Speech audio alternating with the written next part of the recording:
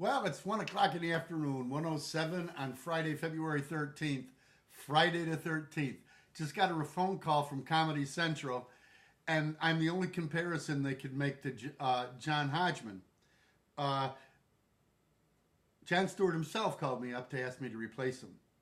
I was absolutely moved by it. I'm trying to figure out why they would want a 71-year-old, almost 71-year-old guy to replace them. I guess it's because they've never had anybody 71. In fact, I've gotten 2 calls this week. One was from Saturday Night Live, who asked me to come on there and be the oldest starring person on Saturday Night Live ever. And I'd like to thank him for the time, but you just tell Mr. Michaels, or whatever the hell his name is. I'm not sure if he's the gambler or the funny one. Doesn't one of them kind of screw around a little bit? And he's had some Maya Copas to make. Well, anyway, we all have our fables, if you will. I'm also one of the primary Stephen Colbert reenactors. We have a reenactment ceremony at the Stephen Colbert Museum in Colbert, Washington. Now, the town was named after him, and the reason the town was named after Stephen Colbert was because Colbert, Washington, they had a lot of psychics out there, and in a former life they said that the people that named the town, that there was going to be a future child born in a manger in South Carolina, or I don't know if they said manger or they might have said a mungy guy, or whatever word is. Mangy. That's right. Stephen Colbert was born in a mangy. And since then, I went to the past life regression people, and they sent me a script to do, and I did it. And now I'm not sure if I'm going to end up famous or infamous. I've done a lot of my traveling up there at Covell, Washington. Now, you ever been up there? I mean, there's not a good reason to go there if you haven't got a damn good reason to go there. So I can only say to you, if you haven't been there, there's 3 or 4 townhouses there, and they're the only buildings that are worth staying in the whole damn town. It's like, wow. I tell you what, Covell, Washington, or wherever the heck that dam is up there, I'm going to tell you something right now. It ain't no beauty. Now, you mightn't hear me call time to time. By the way, let's go to the Jon Stewart greatest show ever. First of all, Jon Stewart, I want to compliment you on Kurt Vonnegut. Best show ever. The best show ever. The only weakness in your character, and I'm glad you chose me to replace you because I can help you with that, was the John McCain series. I don't know who ended up with the most visits to your show, but John McCain had the inside track on that until he became a real asshole. At that point, you deserted him. I don't know why you deserted him. He's a great American, and Americans got to be treated well. Just remember one thing. The only real Americans in this country are in Texas. Everybody else is an interloper. And Jon Stewart, I don't know why you asked me to do this, but I am so humbled by it. I was thinking the girl should have done it, Crystal. What a replacement. What? Crystal? Yeah. She'd be on there. I mean, like, holy shit. How American is that? Crystal. All right. Well, anyway, here we go. So I haven't done any of my impersonations with Crystal. I haven't even gone out online in a long time. One of the problems that I have is I get a lot of mail about being Bubbles' father from Trailer Park Boys, and I am. I mean, you could see the resemblance just with the glasses. And sometimes, if you go to my website, CitizenKline, I said CitizenKline.com, www.CitizenKline. I'm a left-wing liberal. That's right. I am as far left about as you can get without being a socialist. Because I think fiscal responsibility is pretty important, but at the same time, letting little kids starve. I mean, this guy out in Wisconsin, what the hell's his name? Walker? He thinks that he's the guy from Texas. That's what it did. He's been watching them Christian television shows where you kick people's ass, and then that's it. You know, he just comes out there. Unlike other people, you know, like in Florida where they get stoic and they tell you that.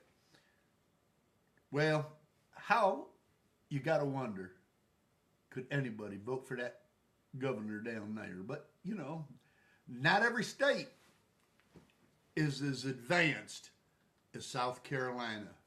I got to tell you something. Them folks in Aiken, South Carolina, I said, I feel good. That's right.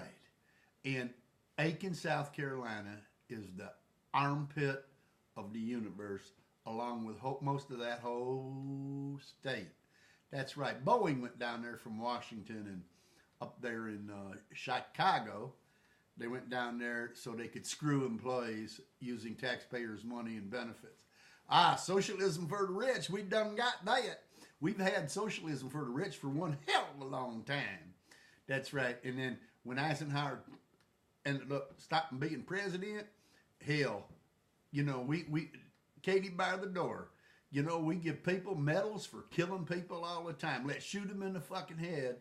That's right. They deserve to die because they breathe different than they do in Texas, or they do in Louisiana, or they do in Mississippi, or they do in Alabama, or they do in New York, or they do in Maine, or they do. Everybody wants to go to heaven and nobody wants to die. And that's from a song of blues singers from the 1950s.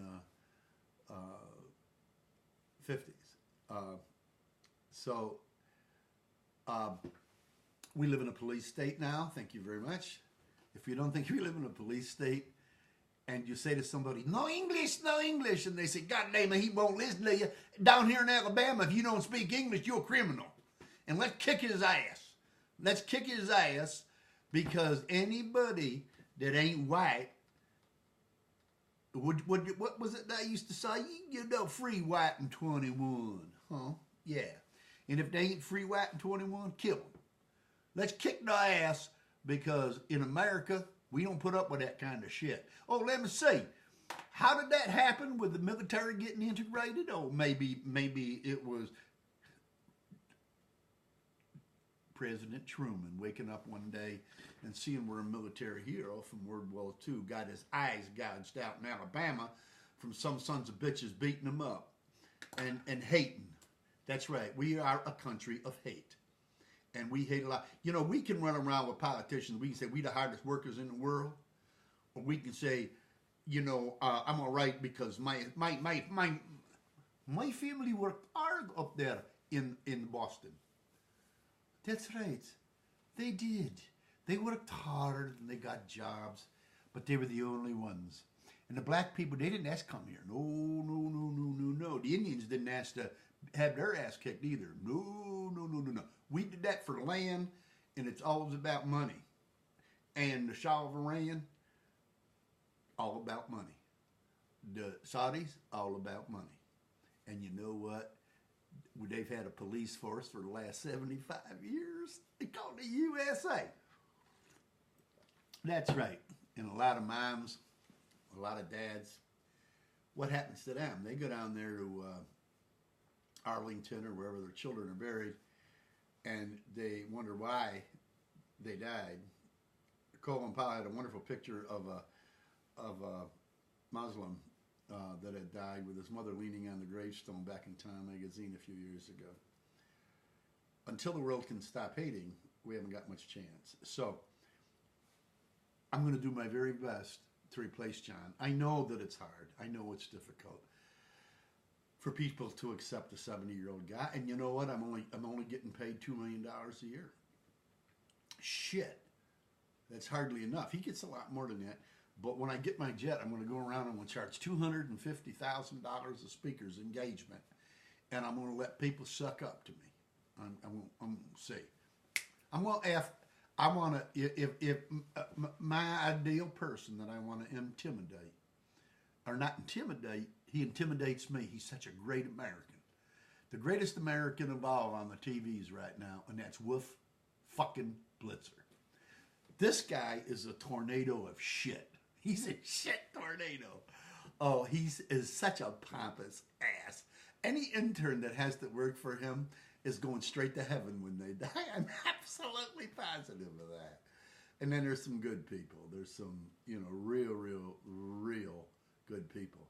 And to me, the premier of all newsmen in this nation is a Syracuse graduate by the name of Bob Costas, who, a sports writer, is the most ethical guy in the nation. Maybe an Andre Mitchell. There's some pretty darn good people out there in the press, and there's some pretty bad ones.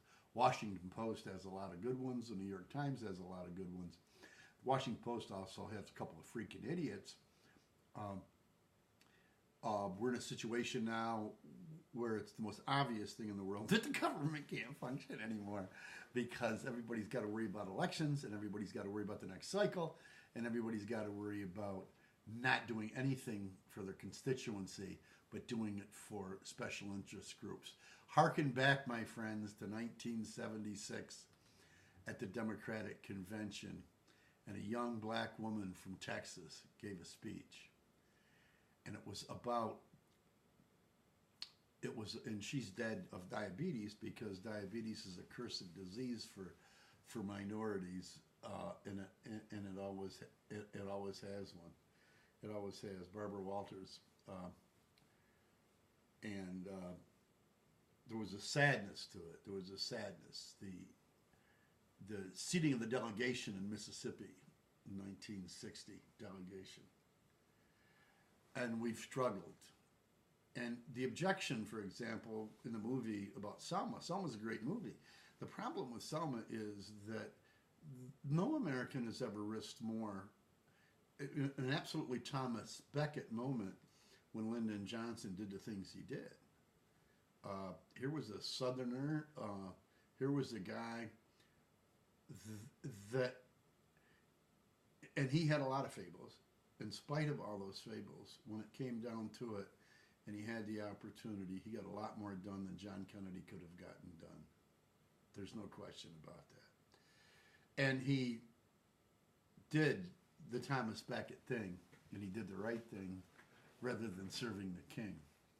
The king in this case was, Southern Democrats at the time who are now Southern Republicans. And that was kind of back when all that happened. It changed the dynamic from like four parties. You had you had a lot of Democrats in the South. You had the Dixiecrats in the South. You had normal Northern liberal Republicans, Edward Brooke, several people like that. And then you had this other group of liberals, even liberal. I mean, what governor could be more liberal than the man that appointed Charlie Goodell as a congressman? Charles Goodell was from a Republican from Jamestown, New York, as far left as we've ever had in the U.S. Senate, that replaced Bobby Kennedy. In fact, he was more left than Bobby Kennedy was by quite a margin.